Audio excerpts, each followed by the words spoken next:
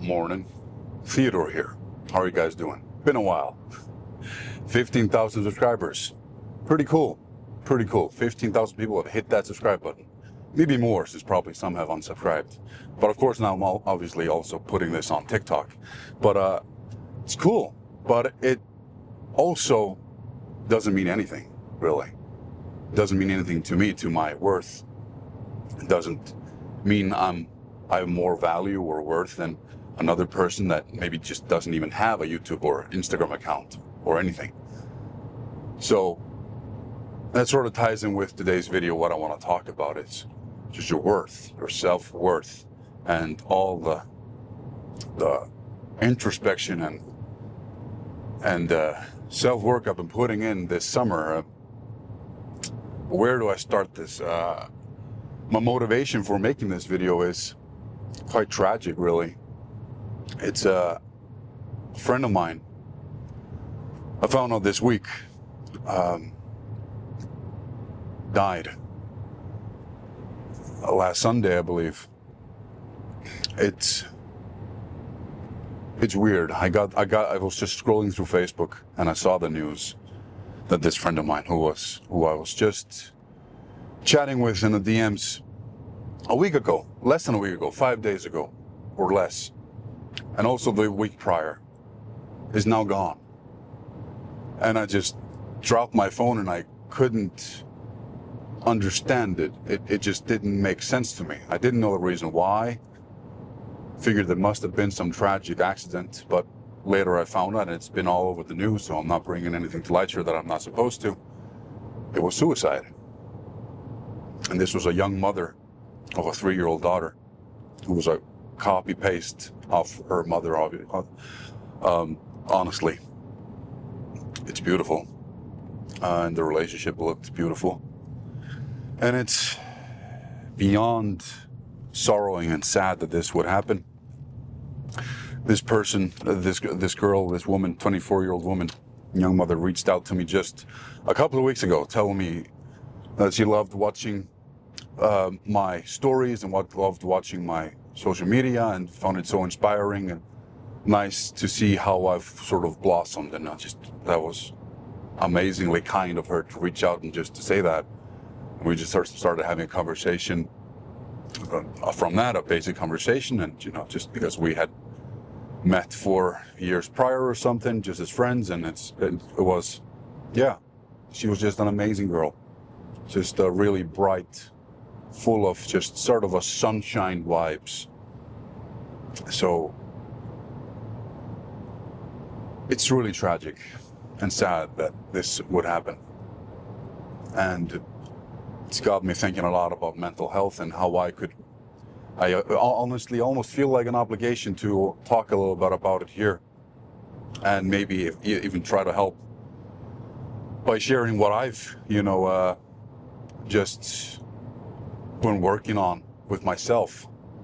It's interesting, and it ties a lot with self-worth, because I used to base my self-worth on external resources, I guess. It was based on my dreams, my purpose. That was where I found my self-worth from. And it's a terrible thing, because what if you lose it? What if it's gone? What if all those things that you base your self-worth on for some reason leave you? And that's sort of what I've been going through this summer. This whole summer has just been a huge and the biggest opportunity for me to grow, for personal growth, to mature. But I could also look at it the way that it was the hardest and the biggest amount of losses that I've ever experienced in my life. Loss of loved ones, loss of purpose, loss of meaning, loss of health, loss of mental health. It's been just, this summer's been a whirlwind of loss. And it's forced me into a position where I could either try to learn try to accept that life, and if you believe in it, God is trying to teach me a lesson that I've needed teaching for a while. And so if I get right into it, I would often base, I would always base my, unknowingly, maybe unconsciously as well, my self-worth based on, my dreams. My dream to become a professional strongman, have a good strongman career. And that was going well, before my injury, before my herniated disc injury, which happened on 2 separate occasions, like it happened with magnitudes of stages too. But it was all going sort of according to plan. I was getting better. I was podiuming at national contests here, 3rd place strongest man in Iceland, 2nd place at Northern Giant and whatnot, and just getting better and better and better, up to a 350 kilogram deadlift, 320 kilogram deadlift for 5 reps, 152.5 kilogram log, as well as, I always have my banker events, which are grip and throwing, and Atlas stones were becoming magnificent as well. So it was all just on such an upward scale. I was getting invited to international contests, to Strongman Champions League with my hotel and flight and everything paid for. And I was, getting to this dream of traveling the world and competing and showcasing my strength and earning and just growing and growing my status that way. And I even got caught wind that the people at World's Strongest Man knew of me and were waiting for me to get up, to climb the ranks and to invite me over. And that was just like a huge motivator. Okay, this is my purpose. This is where I'm supposed to go. This is everything. And then, injury struck. Herniated my disc due to really bad advice with the deadlift suit but of course, I followed the advice. It's all my fault. Of course, I'm not going to be blaming anyone else except for me. I am responsible for myself in every way. But it happened. I'm going to go over it very quickly here. There was this new technique of where you exhale, and these suits have Velcro straps over your shoulders, and they locked me in a hunched over position, like to have it tighter, the suits. While it helps a lot with start of the deadlift, it locked me in a very hunched over, terrible position for my back, with a rounded back, and I started deadlifting, and boom, I felt something pop. Fell down. 2 weeks later, I was okay, but I had a numbness in the back of my left leg. I didn't understand it. I talked to a few people. Everybody said, let's monitor it. Let's keep training. And so I did. And going into a tunnel here. Then about 4 months later, on March 7th, 2024, I was...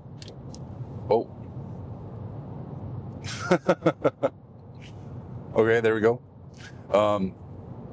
March 7th, 2024, I was squatting, 200 kilograms on a safety bar, lost my tension just a tiny bit, and felt just a big pop in my lower back to the left. And that was the nucleus of the disc extruding, prolapsing out of the L5-S1 disc.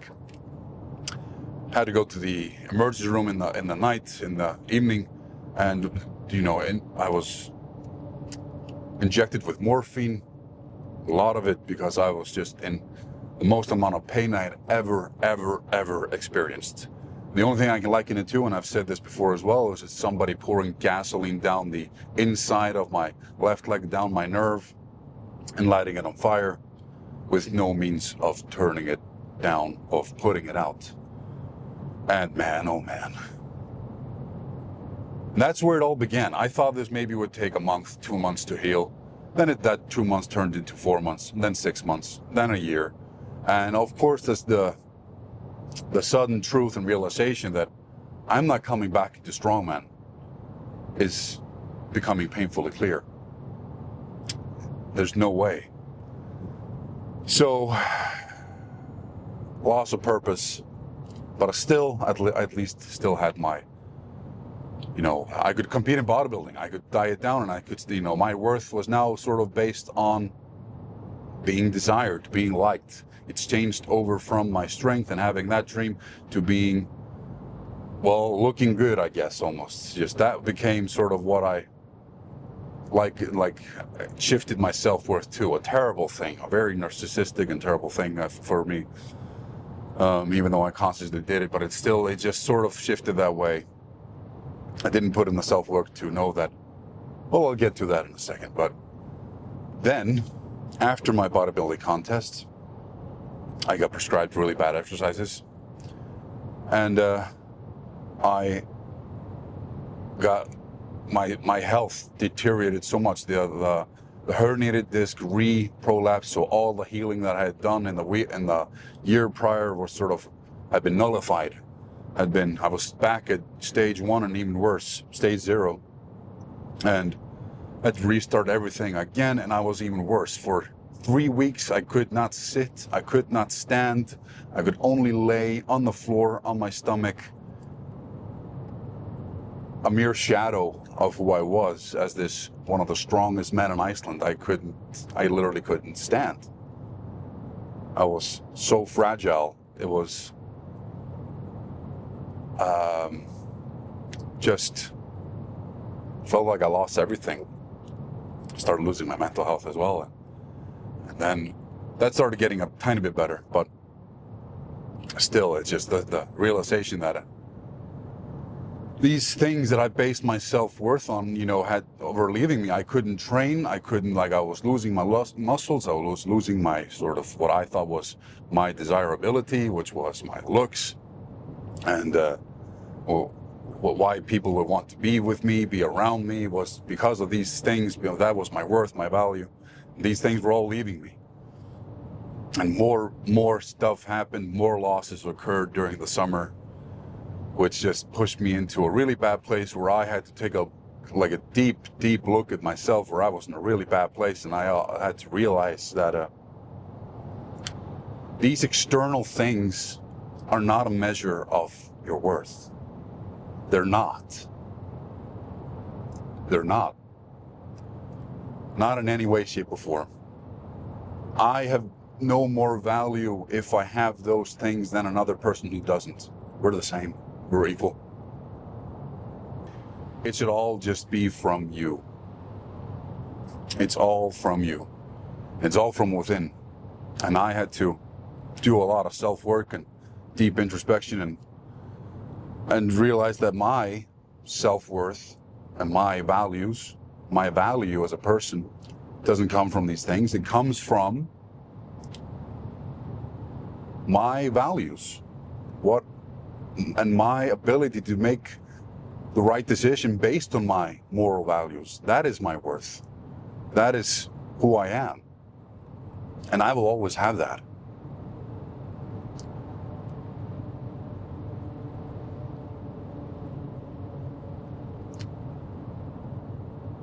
So that is what I've come to understand about myself. Being desired, having strength, having people around that make you look better, that you sort of have them or whatever. People wanted to be friends with you, wanted to be with you. These are not things that give you value, that give you worth. Not in any way, shape, or form.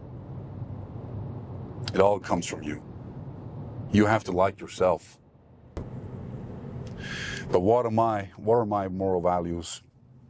To me, that's just being a good person. And being a person who helps, encourages, shows compassion. Those are my moral values. And making the right decision, even if it isn't the easiest decision. So even if I lost all these things in my life, I'm still me.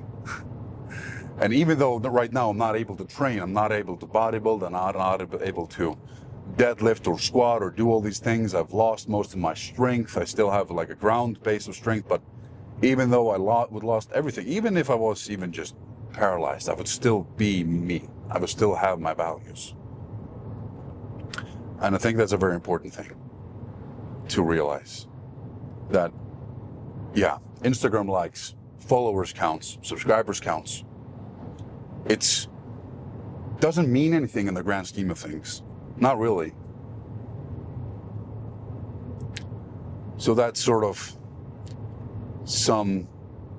a portion of the self-work that I've been going through, that I've been hammering down into me, and it's really fresh. This is only something that I've been sort of a life-changing mental clarity and epiphany that is only maybe 2 months old or so. So it's very fresh, and I feel like I have to protect it in order to not to go back, because I feel like it can go as easy as it comes. And right now I'm trying to protect it as much as possible, protecting my privacy, protecting this thought process, and constantly remembering and reminding myself when I'm having when I'm having bad thoughts about myself, or I'm feeling of low value, of low worth due to this or this or this. That's not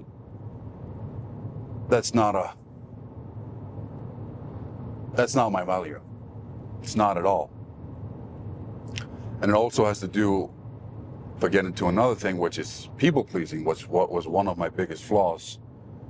And I'm really happy to say I feel like I've almost conquered it, and come to the realization that just because one person doesn't love me or like me does not mean I am undeserving of love or being liked. Even if another person doesn't love or like me, like that, it doesn't matter. It doesn't say anything about me. If I'm still upholding what I think was right, and upholding my values, moral values, that's everything that matters. And I was recently in a situation at an event, at a place where I was surrounded by a lot of people that I knew weren't too fond of me. And it didn't bother me at all. And it was such a freeing feeling. It was such an amazing feeling, like that this doesn't have a hold of me anymore. That I'm not anxious about going to places or seeing somebody because I know they don't like me.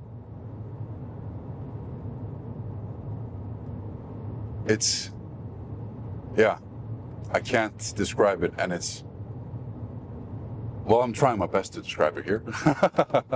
But it's a really freeing feeling, and being able to do stuff not to be liked, to be desired by other people, but only because you want to do it, because you want to do it for yourself. You want to post this, you want to say this, you want to do this because it aligns with who you are and your values. Because like with me talking about this, I feel I want to do this because I feel like I can help more people than keeping it shut down and keeping it inside. I feel like if I make this video, if there's any possibility it could help one person, that's enough for me.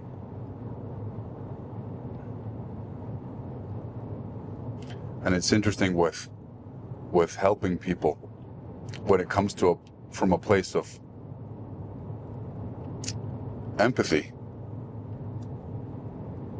It has to come from a place of empathy. It can't come from a place of, if I help this people, I will make this, I will be better, I will gain this by helping this person. It has to come from a place of empathy. But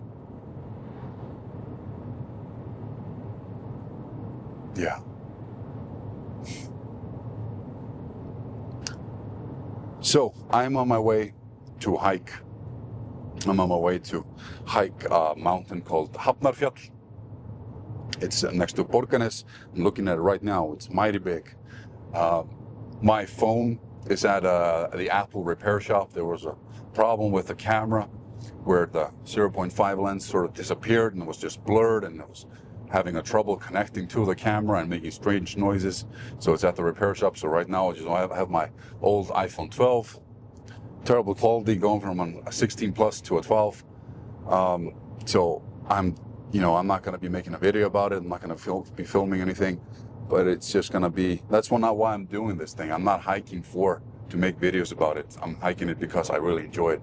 It's just how the hikes, they've brought such a big spice into my life. It's incredible. Just, I'm so excited to climb this thing, and for the feeling of accomplishment that you feel when you've done it, and the amazing view that you get rewarded with at the end. It's awesome. So still gymming though, still training, but I just love finding this. There's more to life. There's more to life than just the gym. There's a lot more to see and discover, and it's beautiful. Life is beautiful. So many opportunities. And yeah. So that's what I want to talk about. I think that's it. And I want to keep making these kinds of videos, if you don't mind. Because this death of my friend, and I also just heard recently that another friend who I hadn't seen in a year or two wasn't close with this other friend as well, but still, and I just heard recently that this person has, also died of suicide. It's just, life isn't fair. Life is not fair at all. Why some people get plagued with this, sometimes circumstances, mental health battles, and life events that completely drag you down to a point where people don't see a point of return, a point of, they can't seem to swim out of the darkness. They're dragged down by these terrible things of the dark.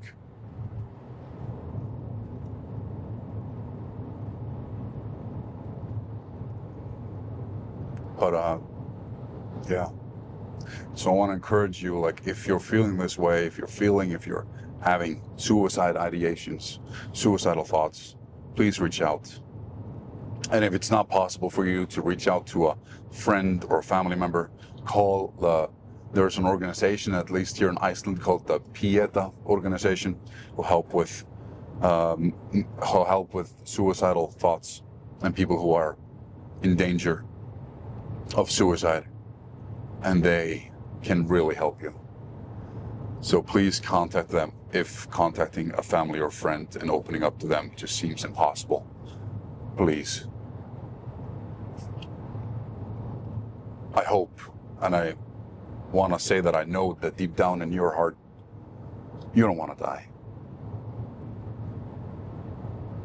It may seem really dark. It may seem like there's too much pain going on, that there's no way that this could ever feel any better at any point.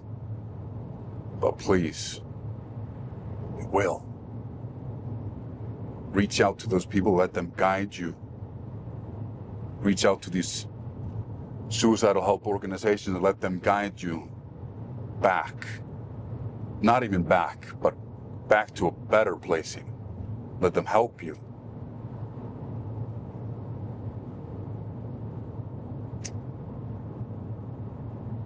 Let them do it. There is a light at the end of the dark tunnel. There is a way to swim up to the surface, even though you feel like you're being dragged down by everything and everything around you.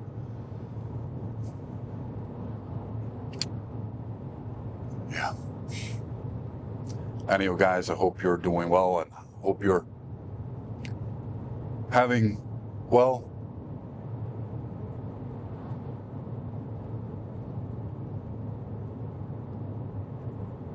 hope you're having a good day. That's all I ask for. All right, guys. See you later.